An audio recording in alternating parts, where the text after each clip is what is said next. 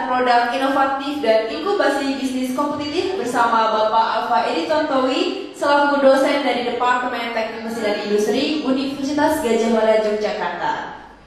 Pada pagi hari ini, kita akan mengupas tuntas mengenai produk desain dan inkubasi bisnis, tentunya berkaitan dengan buku Desain Produk Inovatif dan Inkubasi Bisnis Kompetitif yang merupakan buku dari dosen kita, Bapak Alfa Edi Tontowi, yang baru terbit 2016 ini. Sebelumnya saya perkenalkan diri dulu. Nama saya Anissa Mutiara Kalpika dari mahasiswa Teknik Mesin dan Industri UGM Yogyakarta.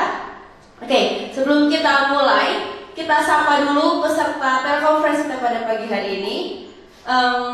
Yang pertama ada dari Universitas Diponegoro, tepuk tangan dulu dong. Kemudian ada Universitas Teknologi Yogyakarta. Kemudian ada Universitas Ahmad Dahlan. Ya, halo Bapak-bapak. Ya, kemudian ada dari Universitas Bina Dharma Palembang. Dan yang terakhir ada Universitas Gadjah Mada Yogyakarta. Oke, sepertinya sudah ramai yang dalam conference, sudah banyak. Dan sepertinya Bapak Alfa sudah tidak sabar untuk menyampaikan materi pada pagi hari ini. Langsung saja kita sambut Bapak Alfa Edi Tontowi selaku pemateri kita pada pagi hari ini. Tepuk tangan dulu. Pada Bapak Alfa Edi Tontowi, silakan Pak. Terima kasih Kalpika. Selamat pagi Bapak dan Ibu sekalian dan teman-teman sekalian yang ada di Palembang, yang ada di Semarang, yang ada di Yogyakarta. Ini ada dua, Jogja, UTI dan UAD. Dan mungkin nanti yang nyusul ada teman-teman lain dari universitas lain. Baik, saya akan mulai dengan sharing yang ada di buku itu. Dan ini ada kaitannya dengan kuliah kami yang ada di Departemen Teknik Mesin dan Industri, yaitu kuliahnya adalah desain dan pengembangan produk. Baik, kita mulai dari sini.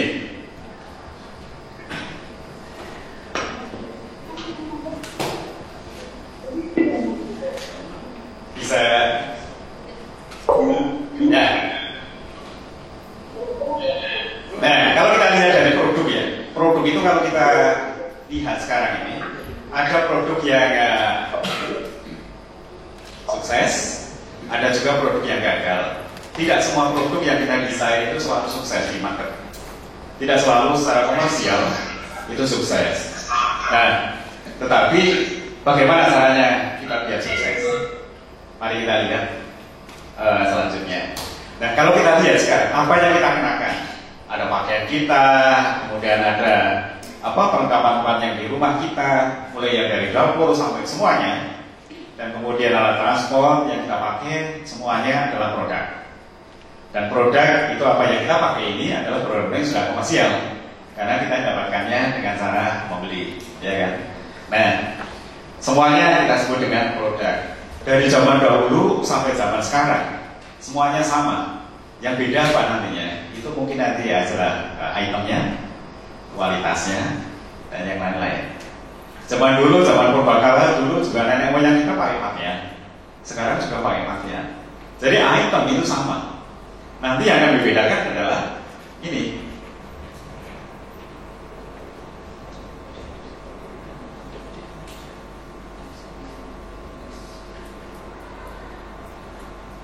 Jadi next slide-nya bisa deh.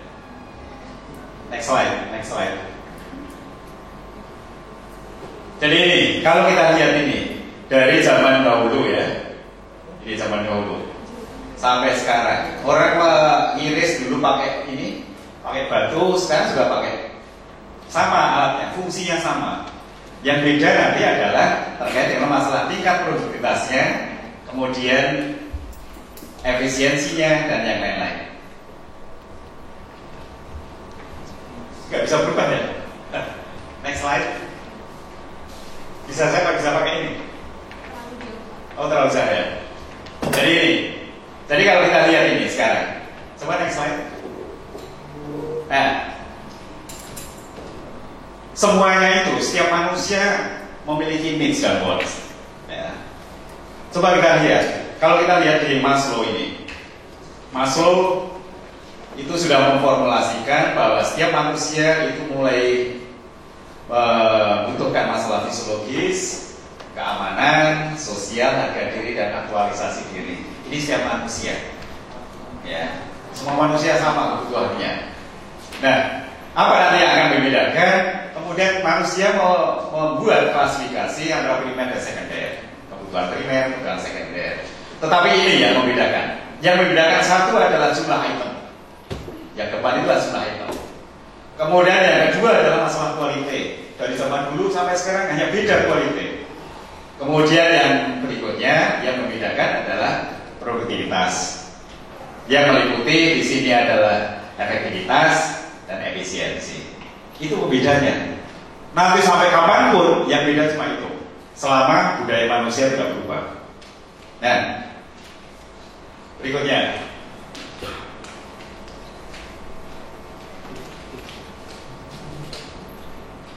Nah, sudah ya.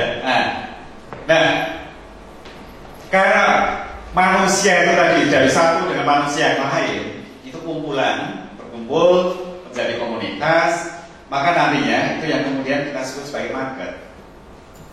Jadi seperti ini. Kalau kemudian grup individu atau orang yang memiliki kesamaan atau kemiripan needs dan juga nanti wants, ini bisa juga nanti sebagai user and user, tapi juga yang disebut kumpulan orang ini nanti juga disebut sebagai buyers. Tapi dua-duanya adalah market atau dua-duanya adalah user. Ini, ya. Berikutnya.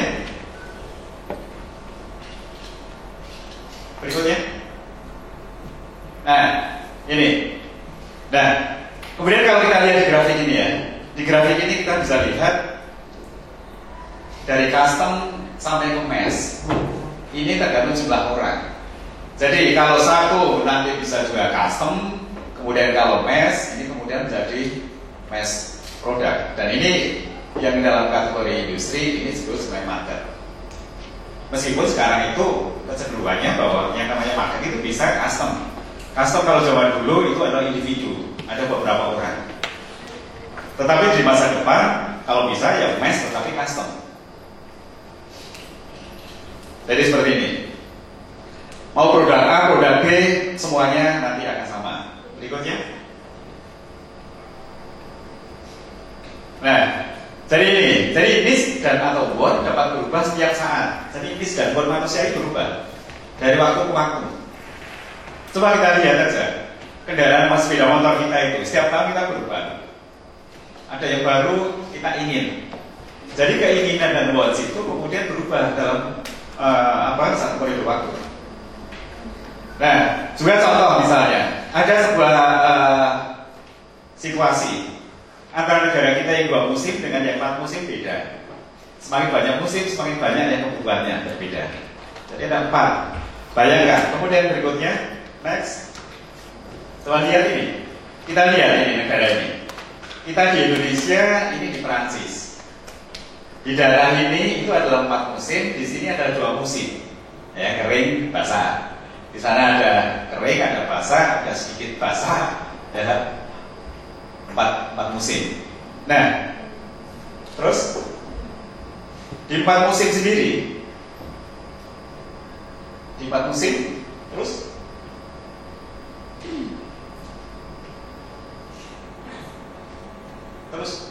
sebelumnya. Jadi di 4 musim ini ya, di 4 musim ini kita lihat perbedaan 12 penerbangan ya. 4 musim ini berarti kita punya 4 produk pakaian saja, 4 macam produk. Karena produk pakaian yang satu dipakai musim beda nggak cocok. Pakaian untuk musim kering, summer dipakai untuk winter, jelas nggak cocok. Sehingga produk itu harus sendiri-sendiri. Nah, itulah keuntungannya kalau ada musimnya lebih banyak, maka macam produknya juga lebih banyak. Berarti needs-nya itu juga lebih banyak. Berikutnya. Jadi semua yang kita butuhkan dalam kehidupan ini nantinya akan disebut dengan produk.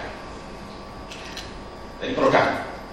Meskipun nanti dalam konteks produk itu pada umumnya adalah di dalam produksi dalam skala industri.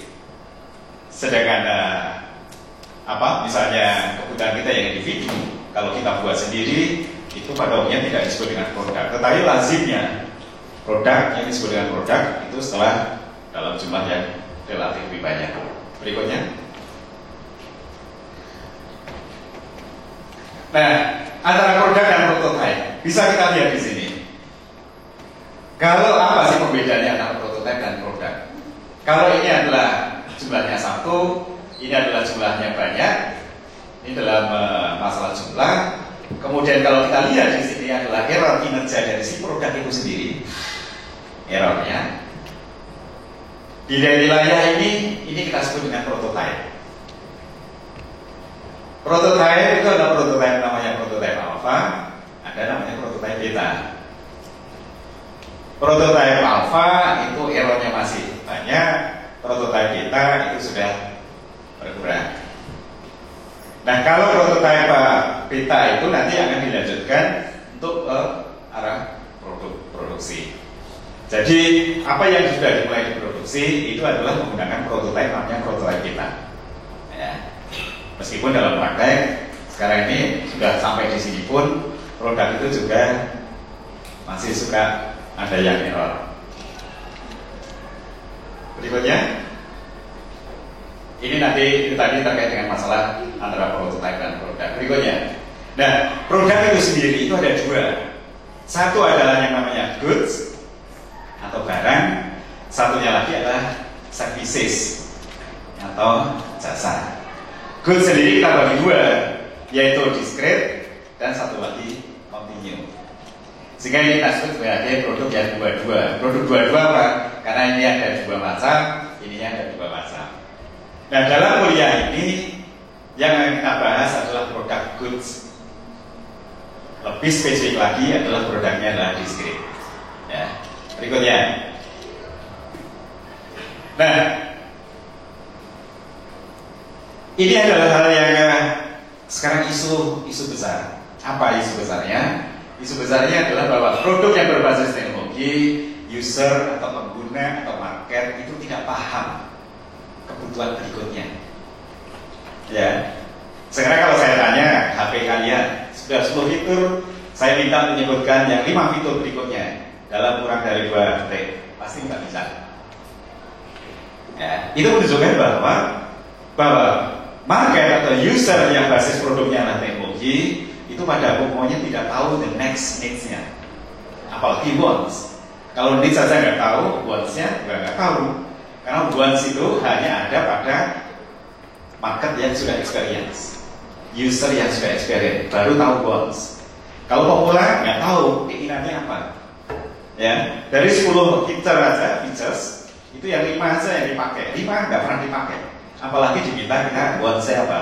Ya. Jadi itulah kenapa bahwa di dalam desain-desain produk baru sekarang ini maka tidak boleh semata-mata hanya menggantungkan pada market saja. Berikutnya, ini. Oleh karena itu ini. Jadi produk basisnya nanti ada teknologi sebagai titik poin kalau kita mendesain produk itu startnya apa? Startnya bisa teknologi, nanti bisa market atau pasar. Tetapi ini tidak cukup di zaman sekarang. Yang tengah ini harus dipertimbangkan semua. Ya. Jadi ada masalah apa? SAE-nya, ini SAE City Health Environment, kemudian ada HKI-nya, kemudian ada tren produk, kemudian ada ekonomi, ada regulasi, ada kemudian standar produk, ada fungsi, ada estetika. Ini semua harus dimasukkan. Dan ini nanti kita sebut sebagai CS Faster. Ya, jadi nanti kita ringkas dari CS Faster supaya gampang diingat. Berikutnya. Terus. Nah, coba kita lihat sekarang dari konsep produk sampai pasar. Jadi kalau dari gambaran yang lingkaran tadi, kemudian kita gambarkan ulang seperti ini. Jadi ini adalah desain konsep di sini, kemudian ini teknologi baru, ini ada pasar. Dari sini, karena produk ini mengalir dari desain konsep, desain detail, prototype dan testing, produksi dan masuk pasar. Pasar inilah yang kemudian memberikan needs ke sana. Nah, Saya tadi katakan ini tidak cukup kalau kita mendesain produk itu hanya basisnya hanya market saja tanpa ada ini. Nah, sehingga apa? Sehingga kemudian ini ditambah dengan yang ini sampai sini, yang biru ini sampai sini. Nah, ini yang kemudian kita ringkas menjadi CS faster, gampang diingat. CS faster. Dalam bahasa Indonesia kan, wah dia cepat ya, dia lebih cepat. Ini akronim kita. Berikutnya. Terus coba kita lihat di dalam satu produk yang basisnya teknologi. Teknologi itu dikembangkan, banyak dikembangkan itu di banyak negara-negara maju. Majunya apa? Majunya maju ekonominya, tapi kesadaran teknologi dan pengembangannya di sana sudah cukup. Nah, karena pada umumnya bahwa teknologi itu ada di negara-negara seperti ini, salah satu contohnya, ini adalah penjual teknologi. Kita sebagai pembeli di sini, sementara kita ini kan beda. Ya, $1 ada 13.100. Berarti kalau kita di Indonesia mau beli produk yang basis teknologinya dari sini, maka kita effort kita 13.100 kalinya. Betapa besar itu. Jadi kita susah. Nah, gambar-gambar yang biru ini adalah negara-negara yang teknologinya maju. Ini sedikit, ini wilayah Amerika Utara, ini adalah Eropa Barat, ini adalah Asia, ya, ini Australia, New Zealand. Yang biru ini adalah negara-negara penghasil teknologi. Nah, kalau kita belinya dari tempat-tempat ini, sementara mata uang kita lebih rendah, maka kita effort kita lebih besar. Dan kalau ini terus-terusan tergantung pada mereka, maka kita akan bangkrut itu, rugi. Ya, jadi kenapa tidak kita harus mengembangkan teknologi itu di negara kita sendiri? Berikutnya, mari kita lihat mengenai pengembangan produk. Kita lihat pertama mengenai usia produk. Jadi usia produk, terus berikutnya, ini usia produk. Bahwa usia produk itu salah satunya ditentukan oleh masalah reliability dari si produk. Reliability bisa dilihat dari mana? Kalau produk itu adalah dari mekanik, maka kurvanya seperti ini, ya. Tetapi kalau ada elektroniknya, itu seperti ini. Jadi kalau sebuah produk disusun dari dua macam bagian mekanik dan bagian elektronik, maka yang paling rawan adalah elektroniknya.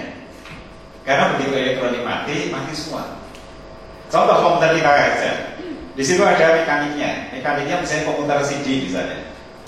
Ya, komputer CD. Elektroniknya mati, CD-nya nggak muter.